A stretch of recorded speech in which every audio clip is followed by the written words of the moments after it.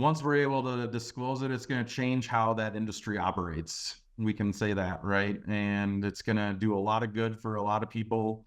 And from there, after again talking to that attorney, it's even going to translate into another sector. Welcome back to another installment of the Next Gen Case Study Series. On today's episode, we have with us Bill Boldenow, who is the president and co-founder of SynapTech Services, a consultancy specializing in AI, cybersecurity, and governance, risk, and compliance. With over 2 decades of experience in business development, risk management, and technology solutions, Bill leads SynapTech in helping organizations integrate AI or other technologies while ensuring compliance and mitigating risks, which is why we're excited to have him on the show. Bill, welcome to the program. Thanks for having me. It's a pleasure to be here. Yeah, the pleasure's mine. I'm really excited to get into some of the work that you're doing here with SynapTech. I think there's some cool overlaps in the AI space that we'll have fun chatting about here. But before we get too far into it, Bill, let's start with maybe just a quick couple of minutes on who you are, where you came from, and how you landed as the president of SynapTech. Oh, yeah, absolutely. And again, glad to be here. Have a wide variety of background. I would say I started off initially in management, even being as young as 16. Right away, just found myself being a leader and being a manager at an early age, even while in high school. And from there, went to school to be a chef, kind of because my parents kicked me out the door and said you had to do something. So I decided I had a passion for being a chef and really did like it, but just didn't like smelling like an onion every day. So got into some other avenues, ultimately, and learned a lot about business in chef school, believe it or not, of how to run a restaurant and how to have proper labor and pars and many things. So that was kind of my kickstart. And from there, actually, my cousin moved to Minnesota from North Dakota and had me come on a mortgage company. And I was 19 at the time, never been in the industry whatsoever, and right away just came in and killed it as a loan officer. And still 24 years later, not to date myself, I'm still in the mortgage industry. And that's kind of my background of how I got started in risk in some ways too, right?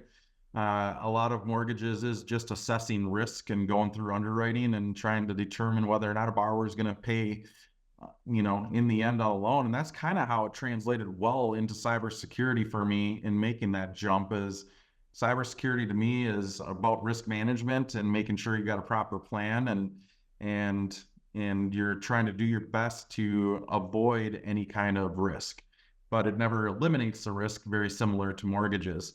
From the mortgage industry, I actually got into nightclubs and concert promotions and owned a nightclub, did many music festivals, and had a great time doing that in that industry. But twins changed my game plan on that one. And, they take a lot of time and didn't have the nights and the evenings like I previously did. So I kind of just stuck with mortgages and really started looking for my next venture at that point. And me and my partner that I own the nightclub with decided to get into a chain of CBD and e-cig stores. And we have now successfully opened 14 of them across 3 states and doing really well and growing in that area.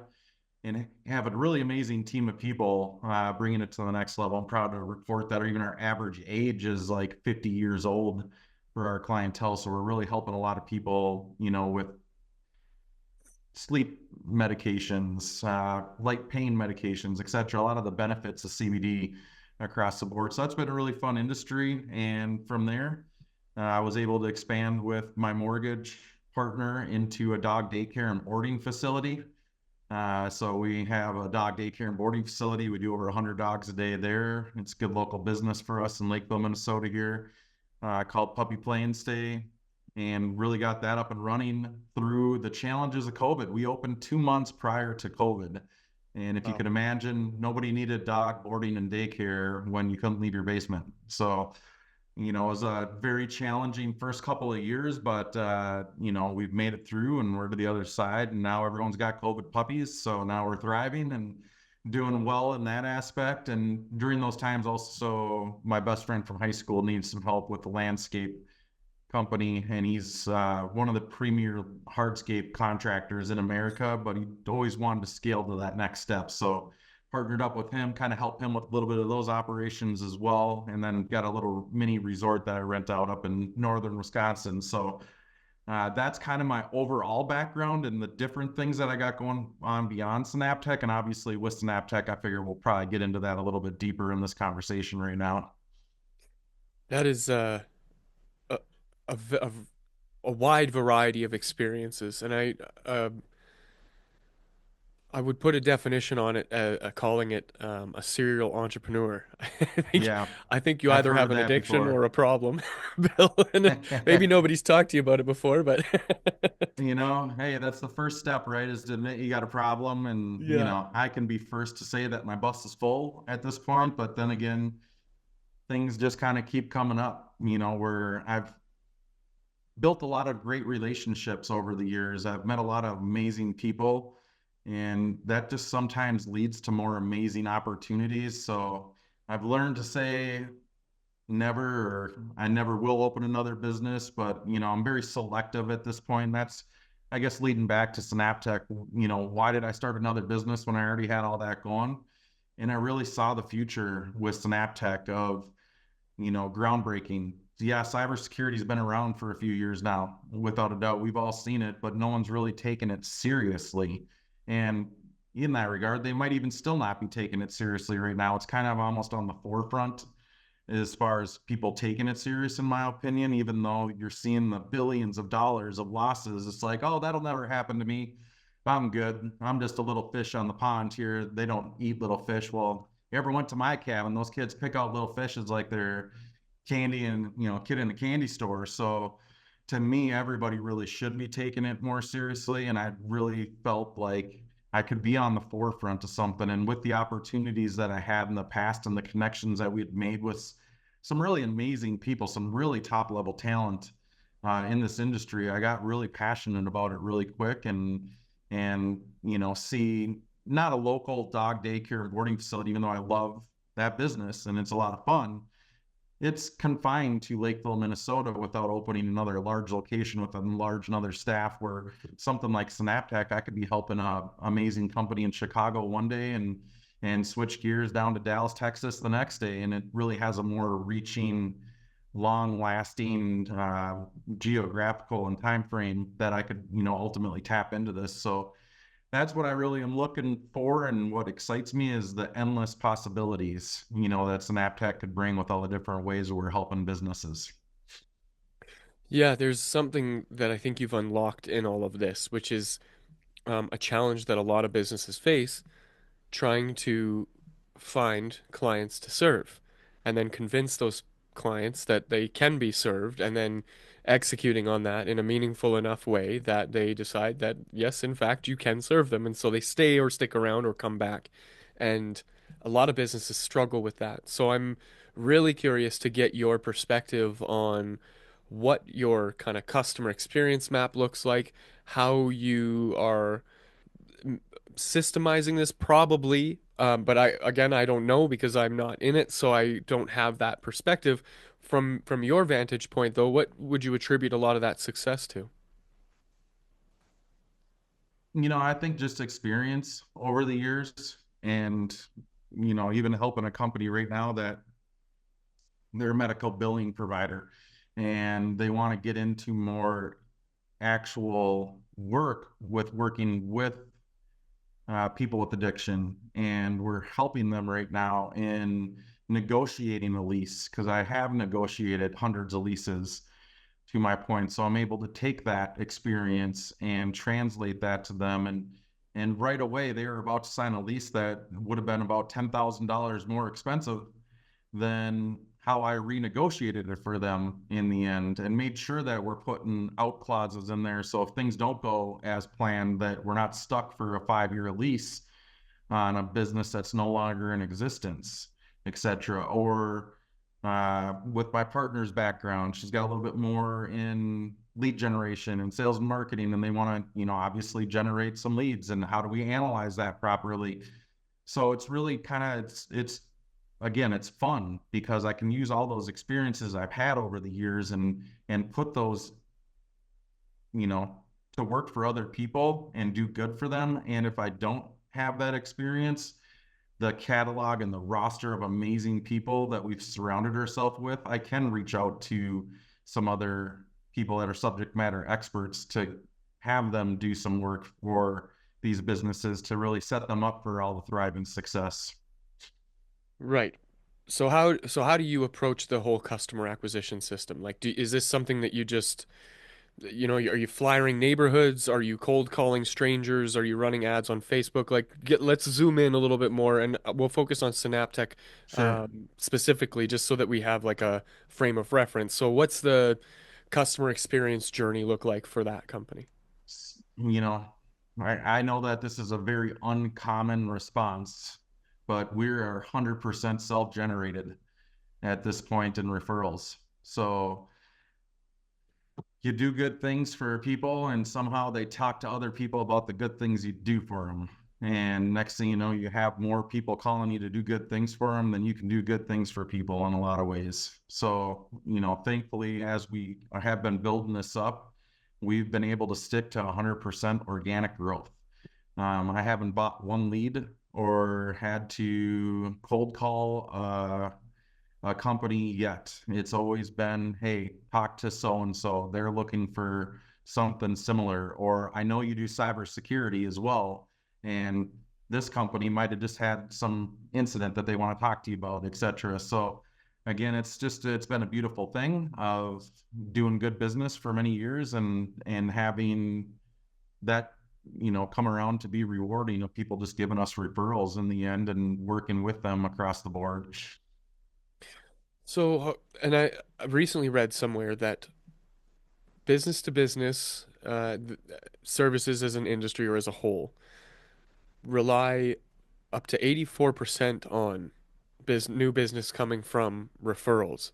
But this is a cart and horse situation because if a new business starts up, who do they have to refer them? And so there's this effort initially to create that network, to build out a list of people that know you and like you and trust you, and make sure that what you're providing them is something that they actually do need. But from the sounds of it, any venture that you have kind of stepped into has, by proxy, had some level of success because you've put in all that hard work to build the network out early on. And I get we're probably really far away from that.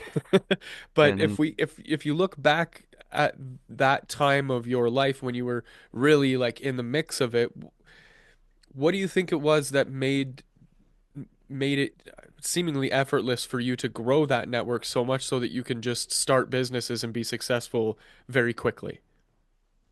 yeah, I'd say in my younger 20s, you know, everybody loved going to concerts. Everybody loved going to nightclubs. So, hey, can I get on the list? Or, just made friends in a lot of cases. I mean, here's a prime example, not even in business. My son is 11. He's in traveling basketball, but he's always looking to get better. Over the years, from that industry, I was able to be introduced to a guy named Troy Bell, who is a former NBA player and all-time leading scorer still to this day at Boston College. And, beyond all these businesses, I coach football and I coach basketball full time for my kid. And spend a lot of time in my off time doing that because they're only going to be young once, and then that opportunity is no longer going to be available to me. So I really make sure I'm dedicated to that, and in that dedication comes dedication to all the kids that I've seen grow up in the program since first grade. And I really try to find opportunities to bring in guest coaches and everything. But Troy Bell's obviously a sought after individual, I think we could probably say, and was hard to nail down to get him to come and work with all the boys. But he contacted me this summer and was like, hey, let me put your son on at least. And my son's been working with them for 2 months straight. And just getting better with ball handling and scoring and everything. And happy to say, at a 3-on-3 game last night, he scored 17 out of 22 points. So, like, going back to just doing things the right way, back in the day while we were having fun doing it, I was able to not burn bridges. I think a lot of people are quick to burn bridges when one thing goes wrong in life, and then that really can affect them later on down the road. And for me, no matter how things have went, I've always made sure I go about it in a way that I can explain it properly and have a civil conversation and never burn a bridge. And when those opportunities circle back around, people want to do business with people like that in the end. And so many of those opportunities have just circled back around from just those connections that I've made throughout the years. And networking is such a what's the word here? It's like a mysterious thing that a lot of people don't really fully understand, right? Because it's not so much like, hey, here's what I do. Here's my business card. Call me when you need this thing. What you're alluding to is like, this is about being connected to community, engaging with the people that are around there, making sure they know what you're up to, but also not being overzealous and pushy and trying to impart upon them that they must do business with you in order to reach some level of success. There's like a subtlety to that, the way that you communicate. I get that because of that subtlety, it might be difficult to like point at specific things, but for somebody who that doesn't come naturally to, what could you offer to help um, kind of help get them on the right track and or maybe to see things from a different perspective or paradigm so that maybe they might engage in some of those activities a little bit more effectively? Yeah, that's a great question, actually. And it's one of those things that it's hard to teach almost, right? Like, I don't want to say you have it or you don't, because I do believe truly everybody has it in the end. It's just breaking through that barrier of comfort. Hmm. And to your point, so many people feel like it has to be salesy. It doesn't have to be salesy to be friends with people. It doesn't have to be salesy to know that Chris over here works for this company. And in the end, when an opportunity comes up that might align, to have a conversation in the end of, hey, Chris, I know you work at X, Y, and Z. I've been doing this over at SynapTech. I just thought there might be some synergy, some way or shape or form. Like, would you like to explore this a little bit further? Hey, yeah, great. It would be fun to catch up. You want to just grab lunch? I haven't seen you in a year, anyways, right? Like, there's so many ways to go about it that you don't need. Everybody knows people, and it's, maybe a good realtor analogy in a way. It's just how many people do you know in a lot of cases. Don't be afraid, don't be shy.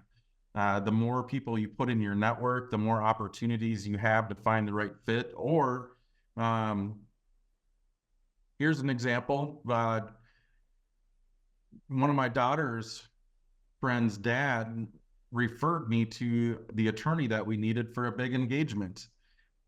Didn't know him very well, but he knew I was a good person, and he knew I was, not going to make him look bad, I guess, so to say, with that referral. And that referral that he made to me to that attorney is now going to open the door to potentially two other avenues of that business. Because that attorney has some connections that we didn't even think of until we had the conversation with the attorney about the client that we were calling about. And he was like, "That's really cool, but I can't stop thinking about this avenue as well," right? So that's kind of where it just goes back to, you just do right by people and doors will inevitably open. Maybe some slower than others and maybe some at unexpected times, but in the end, as long as you just keep expanding your network and be a good person, people want to surround themselves with you as well, along with you surrounding yourself with them. Yeah, and to your point, it doesn't have to be salesy. Like that whole idea of like, hey, I'm here to do this business. And I don't know, for me, very early on in my, I'll call it sales career, I had trouble reconciling that I'm reaching out to a person now to do business with them. And so I'm very present to, I don't want to like fake be their friend so I can get their business, but I also can't get their business unless I'm at least an acquaintance. And so there's this weird kind of subtle fine line that we juggle in creating and building those relationships. But it sounds like to me that the business is not even in close proximity to some of those early conversations. You're looking for other places to build a connection with somebody, and the business is secondary to that, which feels like it's a little bit counterintuitive because now there's like I don't know what to call it, maybe a waiting period between, hey, Bill, I just met you. Um, I want to know more about what you do, but also I want to see if there's like a way for me to help you with what you're doing. And like, okay, so this is awkward. This is weird. Like, how do we have this conversation and keep both people on the same page? And so, um, how do you lean into that more? You know, I think I'm in a little bit of a unique position at this point, right? Like I do have about 8 different spider webs that I could go off of and find some commonality in Mm, business. But to your point, it doesn't all have to be business. So many people have kids. So many people have similar interests, whether it's the Timberwolves these days, if you're in Minnesota, right? And yeah. you could talk about basketball for a little bit, just break the ice a little bit and lower those barriers of entry in the end, gain a little bit of trust, gain a little bit of common knowledge together, realize that you're both good people in the end. And, for me, I don't try to go for all of it right away. I try to build that foundation first and educate. And in mortgages, I can't tell you the number of times I build that foundation, educate. Somebody tries to come in, tell them what they want to hear. And prime example today, my phone blew up at 8 in the morning. Oh my gosh, I was supposed to close this Friday, and this other lender completely screwed me over, and I'm not going to be able to close. Can you help? In the end, they come back to who they trust because you did things the right way and you weren't salesy. And sometimes, yeah, you might miss out on an opportunity because of that. But when that opportunity doesn't go the way that they were promised, guess what they're going to remember? The person that was telling them to do it the right way the first time, and they wish they would have listened. And what are they going to do? They're going to share that experience, they're going to share that knowledge. And I guarantee that realtor, next time that somebody just gets told what they want to hear, is probably going to second guess and question whether or not it's the right move to go away from a trusted resource to the unknown just to get a house under contract at the moment. And now all of a sudden, that one client turns into three, that three turns into nine, that nine turns into 18. It's power multiplication, obviously. And I wasn't doing it accurately there, but just to give you an idea of, hey, just start it out somewhere and keep building that foundation of trust with your network. And in time, I don't care if you're a realtor, a loan officer in technology, that foundation of trust will stay true and strong. And eventually you will build your house. Yeah, patience is a dying virtue, and I get that that's a little cliche, but the reality is, and this is something too, especially in the early days of a startup, is I need to pay the bills, and I can't wait 6 months for this relationship to foster itself and be nurtured to a place where it becomes fruitful. I need business right away. Have you ever encountered a situation where that was where you were under the gun and under pressure to kind of perform? Yeah, I mean, everybody has. And even today, even with businesses in place, right? Like Hmm. COVID, Right. most recent example, Big right? You shift. didn't have time to adjust. It was just a smack in the face. In the end, you got to remain calm. You got to, ultimately have backup plans. And, talking about I have a bunch of different eggs. Well, they're not the same eggs. So I've tried to balance things out in if one egg ain't working well over here, I got a whole basket full of other things that can balance that out, right? Hmm. So I might be in a little different of a position than some people where if it's their only business, me personally, I don't know that I would have taken that leap of faith full time right away until I had enough in reserves and backup and a plan in place to be able to sustain starting that business. So I think so much of it comes down to the right time and the right plan balanced with you got to take a leap of faith sometimes. And, if you're never going to take that leap of faith, then you're never going to get out of the circle that you're in. So it's trying to find that balance between the two of those factors of am I jumping too far or am I not jumping at all? And it's a delicate one. I'll be the first to admit that it's not easy to make those decisions and it's not easy to know when the right time is. And I'm also a believer in I feel like the right things kind of present themselves to you and the path starts getting shown in some cases where you can kind of feel it starting to be the right time. You can kind of feel like, hey, I got the proper plan set up and I'm forecasting this out, and based on the current trajectory, things will look good by this time frame, which I will be okay. And if they aren't okay by this time frame, then this is my plan to make sure I can still put food on the table and put clothes on my kids' back and a house over their head, etc. So to me, I think just planning, patience, and execution are really key, and surrounding yourself with great people. That's been my biggest strength, is finding amazing people and building them up around me and keeping them close in the end, because I could never do everything that I'm doing by myself. I've taken so much advice from people. I've listened to so many coaches. I've listened to so many failures and success stories, and I've experienced those failures and success stories to build myself up to where I am right now. So you will in business get knocked down. There is no doubt about it.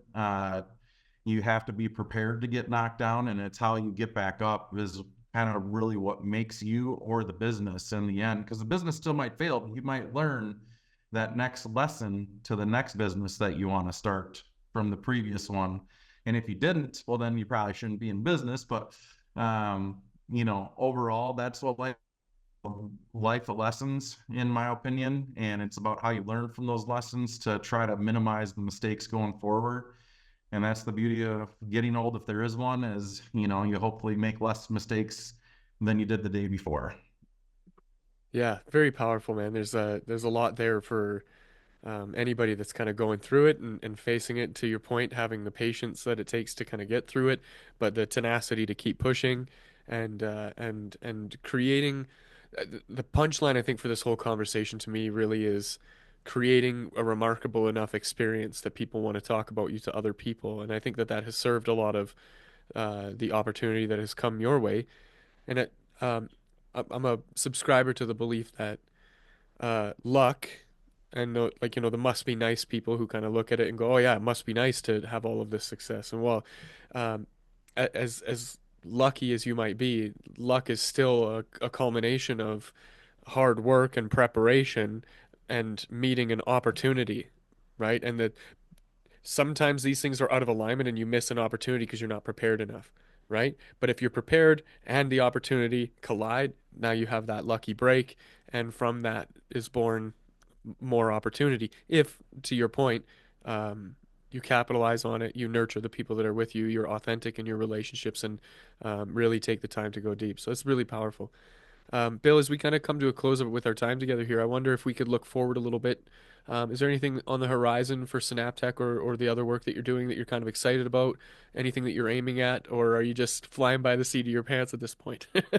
No, there we do have some really, really amazing and awesome projects that we just got the first iteration of a contract on that I'm not able to talk about yet. But it was the reason we started SynapTech in the first place. And to go back to that tenacity and patience, we're a little over 2 years in now and just got the first iteration of that. And it's not a done deal. Still got some hurdles to jump through and everything else, but like the tenacity but patience has paid off in the end. And I think that when we maybe follow up in a month or two, we'll be able to talk about that, hopefully. But it's a really, really exciting, fun, brings me full circle back to, early passion of mine, and kind of marries two businesses into one. So I really wish I could just word vomit it out and just spit it all out there. But, it's very rewarding to see that tenacity and patience start to pay off and to inch closer to that finish line ultimately in the end. But, I mean, once we're able to disclose it, it's going to change how that industry operates. We can say that, right? And it's going to do a lot of good for a lot of people. And from there, after again talking to that attorney, it's even going to translate into another sector that we weren't even thinking about that came from that. So I'm super, super jacked about the direction that we're going in those areas and the opportunities that are sitting in front of us, and can't wait to report back when we're actually able to legally say what we're doing. This might be foreshadowing for a follow-up episode, Bill. Right? See what you We'll did there. Yeah, I'm gonna have to stay in touch with you to find out more about what you're doing when it does come to fruition, because that sounds really exciting. This has been great, man. You've been very generous with your time and your wisdom, and I'm grateful for that. To close the show off here, if somebody wanted to reach out to you to pick your brain further or perhaps work with you, what's the best way for them to do that?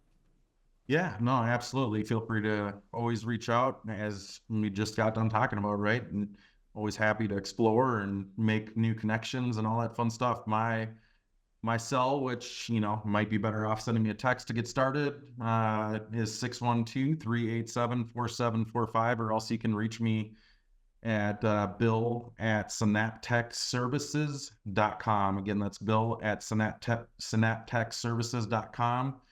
And happy to have any exploratory conversations, meet new connections, and just seeing where life takes us.